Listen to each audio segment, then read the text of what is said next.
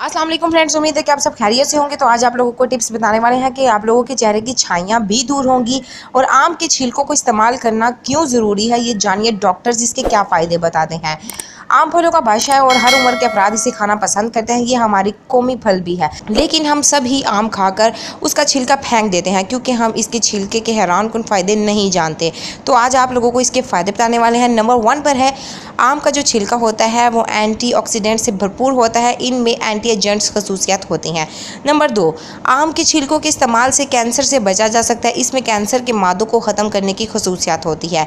Number 3 पर है, आम के छिलकों को सुखाकर उनको पीस कर पाउडर बनाएं और दूध में 1 चम्मच मिलाकर पीने से कैंसर से बचा जा सकता है। इससे आपकी जिल्द के भी मसाइल दूर होंगे।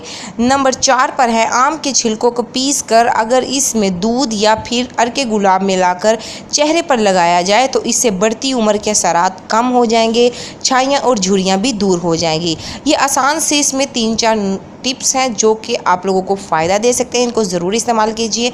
वीडियो को शेयर कीजिए। Thank you for watching my video.